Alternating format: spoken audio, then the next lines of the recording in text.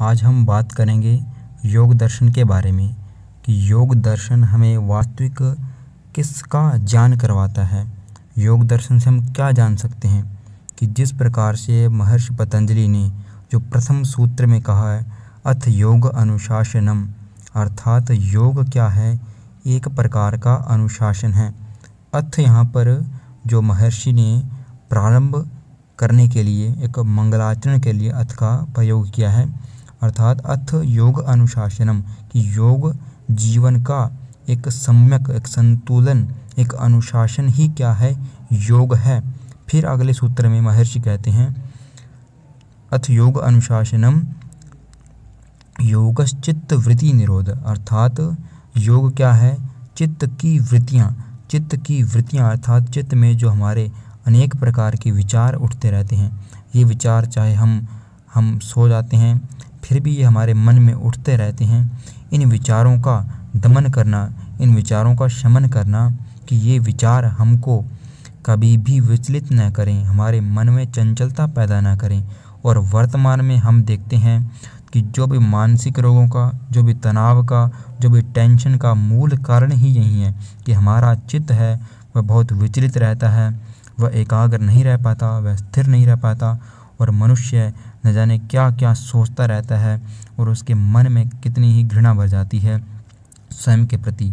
तो चित्त जिसका स्थिर होगा वही जीवन में सफल होगा, चाहे वो जीवन में आध्यात्मिक सफलता हो, चाहे वो राजनीतिक सफलता हो, चाहे वो शैक्षिक सफलता हो, चाहे वो किसी भी प्रकार की सफलता हो, उसके लिए मनुष्य का चित्त स्थिर होना बहुत आवश्यक है। और जैसा कि हमारे पूर्वज ऋषि इस बात को पहले से जानते थे, उनको पहले से ज्ञान था, इसलिए उन्होंने हमारे जो शास्त्रों में इसका वर्णन किया है। फिर इसके बाद कहते हैं तदा द्रष्टु स्वरूपे अवस्थानम कि जब हमारा चित्त जब एक जगह स्थिर हो जाएगा, तो उन्होंने कहा है कि अपना चित्त है वो योग में स्थिर कीजिए, भगवान में स्थिर कीजिए। जब हमारा चित्त उच्च चेतना में स्थिर हो जाएगा, उच्च चेतना, यहाँ पर उच्च चेतना का अर्थ हम ले सकते हैं दिव्य चेतना, और दिव्य चेतना का अर्थ है कि हमारा जो चित्त है वह कैसा हो, उसमें मलिनता न हो, कुटिलता न हो, उसमें सत्य हो, उसमें धर्म हो, उसमें अहिंसा हो, उसमें न्याय हो, उसमें किसी भी प्रकार का छल, दंभ, द्वेष, ऐसे भी घृणा, ऐसा कोई भी अशुभ भाव नहीं होना चाहिए। वो दिव्य चित्त होगा और ऐसे चित्त से ही जब हमारा मन जुड़ेगा तो उससे स्थिरता होगी तो वैसा ही हम कर्म कर पाएंगे, क्योंकि जैसा हमारा मन सोचता है वैसा हम करते हैं।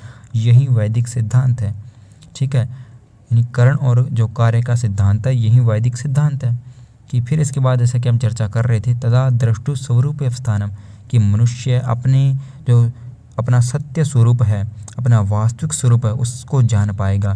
क्योंकि हम देखते हैं कि वर्तमान में जो मनुष्य है भौतिक संसार में वो उसके लोभ लालच में जकड़ा रहता है, उसको स्वयं का बोध हो ही नहीं पाता कि उसका जीवन किस लिए, उसको जीवन भगवान ने दिया है कि मनुष्य का जीवन किस लिए मिला, उसने कैसा कर्म किया है, उसके बारे में मनुष्य सोच नहीं पाता। उसकी जो सोच होती है वो बहुत ही संकीर्ण रहती है, वो उसके बारे में पूर्ण नहीं सोच पाता। तो ये इसका विषय था। इसलिए योग ही हमको अपने जो पूर्ण जो स्वरूप है हमारा, जो हमारा सत्य रूप है, जो हमारा चित्त का असली रूप है, उसका दर्शन हमें योग ही करवा सकता है। इसलिए हमें प्रतिदिन योग, ध्यान, स्वाध्याय अवश्य करना चाहिए और यही हमारे जीवन को दिव्य बना सकता है और हमारे जीवन को श्रेष्ठ और सफल बना सकता है।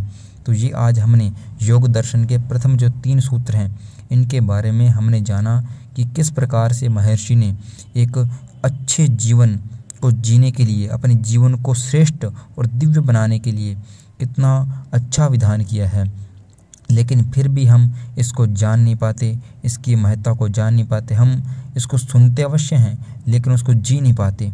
तो हमें प्रयास करना पड़ेगा, इसको जीने के लिए पहले प्रयत्न करना पड़ेगा।